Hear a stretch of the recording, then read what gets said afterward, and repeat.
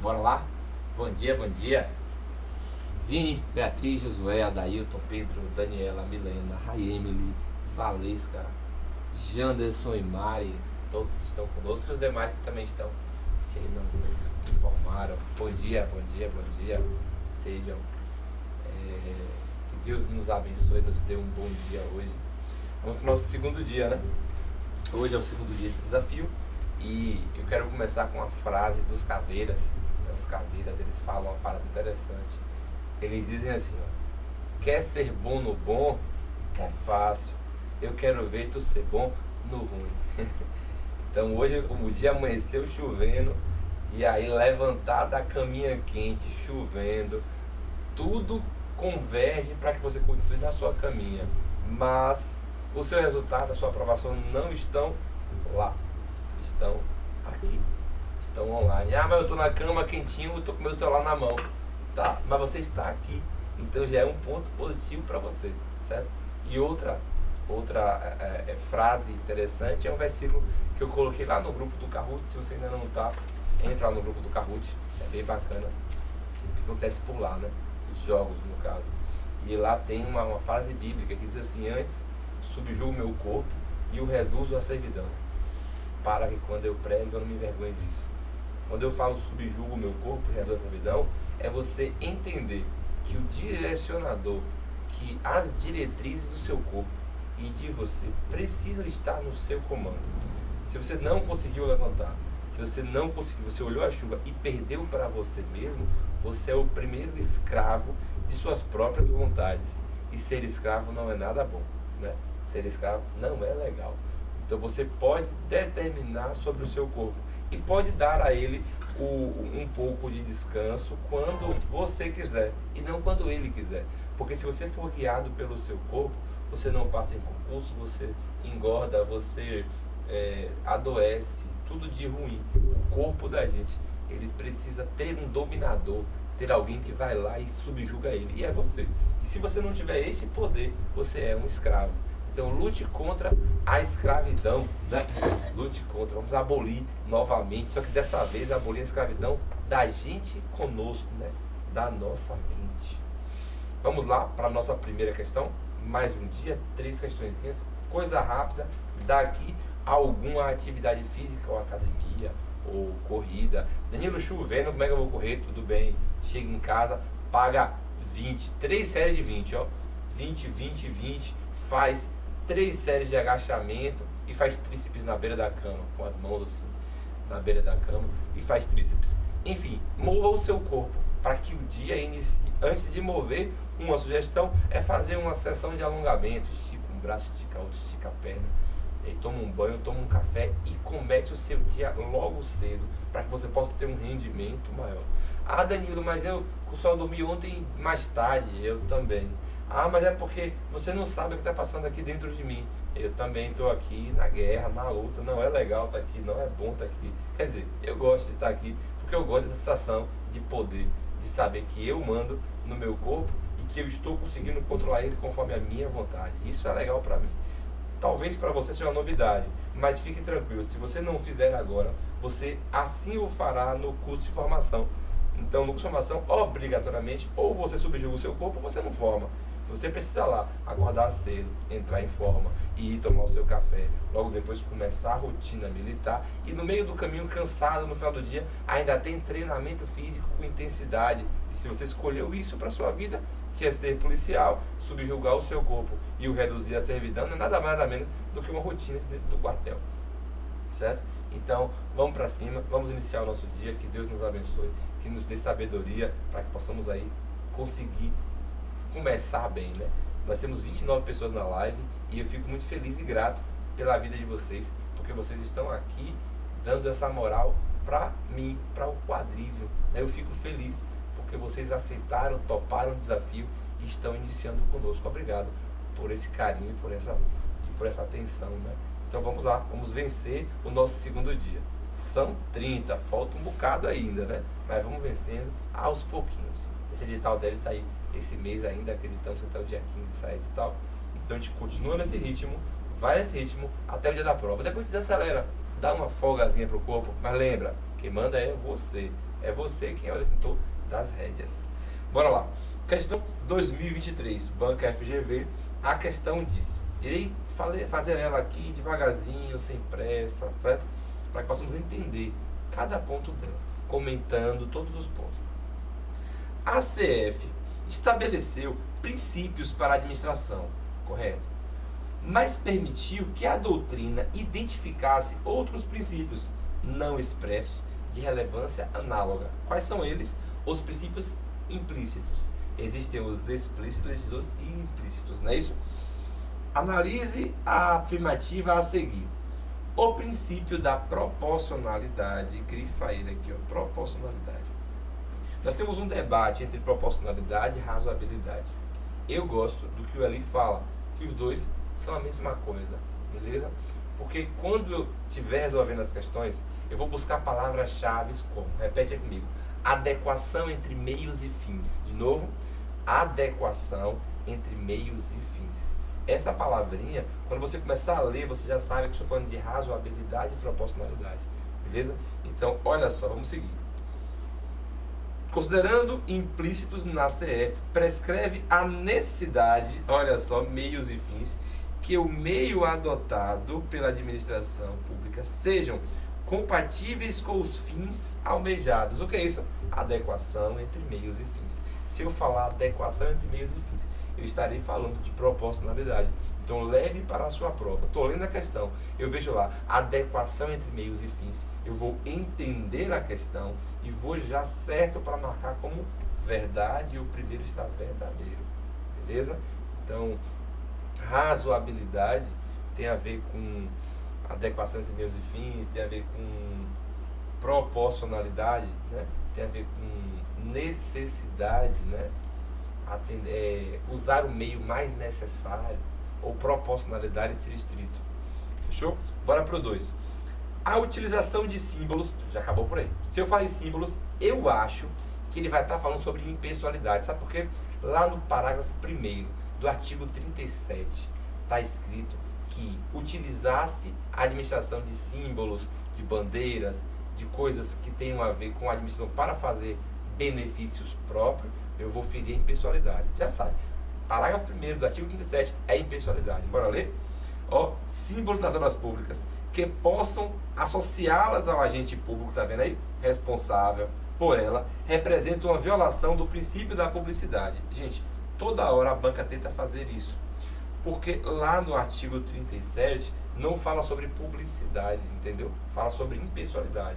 Mas, quando você lê lá, você acha que é publicidade, está escrito lá, nas publicações de obras públicas, aí você, publicação, publicidade. Não é. Se eu vou utilizar a publicação de obras públicas, por exemplo, para detrimento próprio, eu vou desviar a finalidade da minha obra. E a finalidade não é aquela. Nós falamos ontem, repetiremos hoje, os quatro sentidos da impessoalidade. A impessoalidade pode estar travestido como princípio da finalidade, ou como princípio da igualdade ou isonomia, ou como vedação à promoção pessoal, ou impedimento de suspeição. Finalidade, igualdade e isonomia, vedação à promoção pessoal e impedimento de suspeição.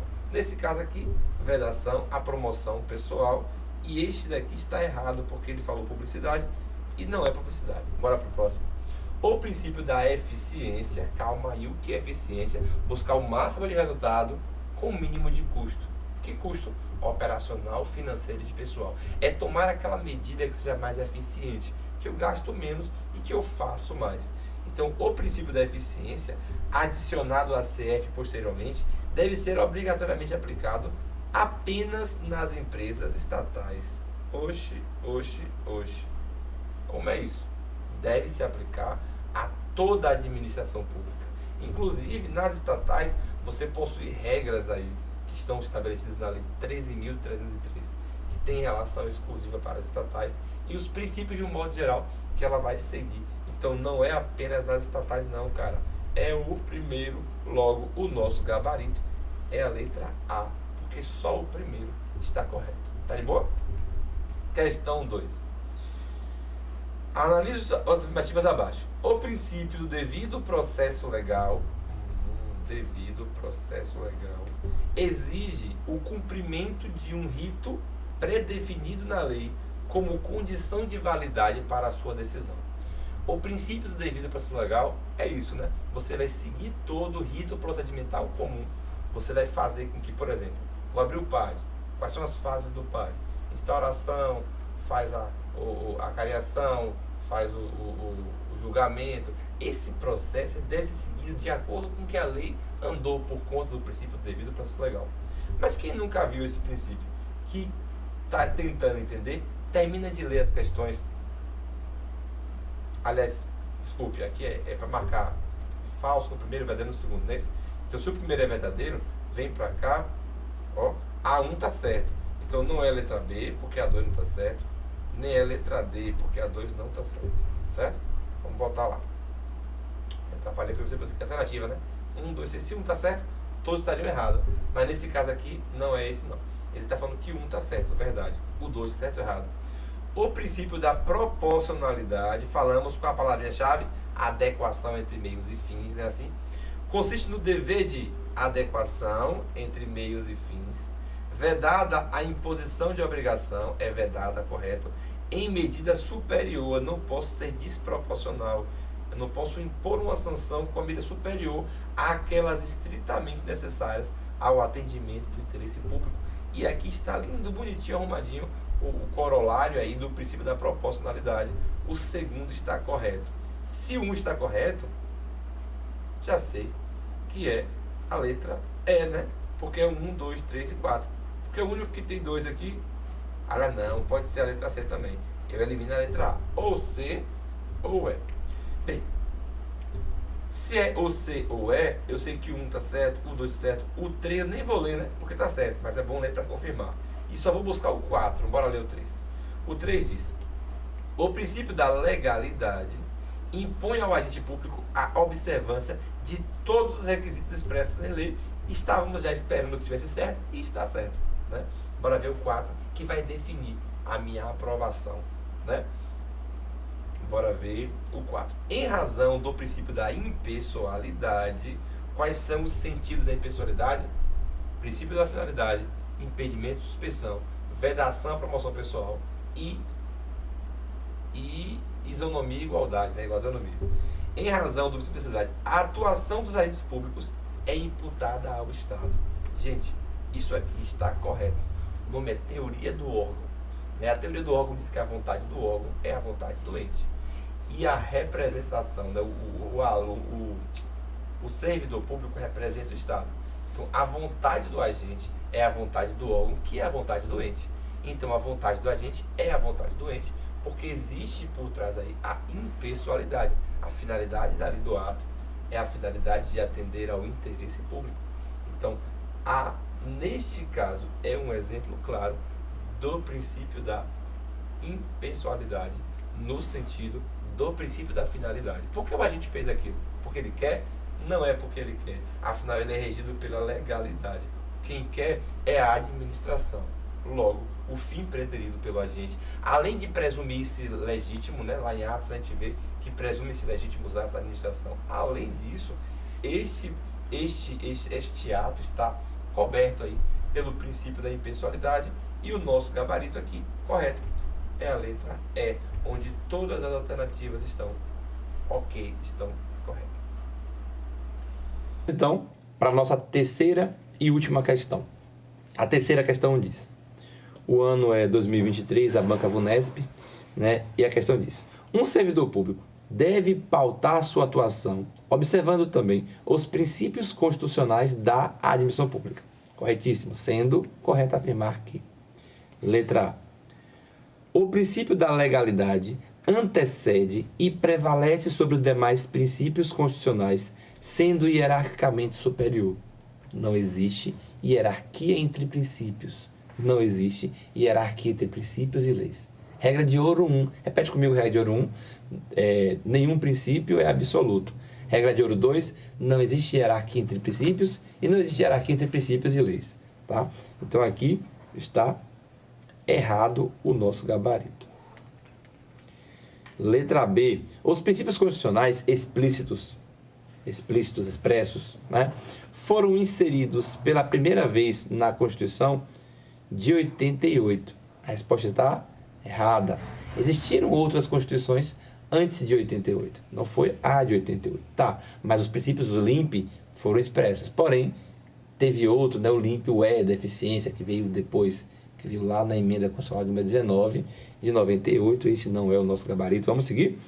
O princípio da moralidade está estritamente atrelado ao princípio da ilegalidade. Não existe princípio da ilegalidade. Não existe princípio da legalidade, não da ilegalidade. Letra D. A publicidade dos atos dos órgãos públicos pode vir acompanhada de nomes e imagens de servidores públicos como forma de reconhecimento e promoção pessoal. Não cabe, porque isso fere o princípio da impessoalidade. Certo? Não cabe. Bora para a letra E, que é o nosso gabarito, provavelmente, né? Que diz, ó, a vontade e o interesse do agente público, a vontade pessoal dele, não pode ser confundida com a vontade do órgão público a que ele faz parte. Não pode. Certo? A vontade é a vontade do Estado. Por mais que na hora ali da abordagem você ache que vai abordar porque você quer, você está abordando porque há fundada suspeita. E a fundada suspeita é o elemento que eu preciso para abordar. E não a minha vontade particular ou vontade própria. E aqui eu tenho como gabarito letra E. Espero que esse dia, né, nosso dia 2/3, tenha te auxiliado na sua aprovação. E vamos continuar juntos construindo este curso de 30 dias seguidos, 90 questões comentadas de direito administrativo. Um forte abraço, que tenham aí um excelente dia, que Deus abençoe e até mais.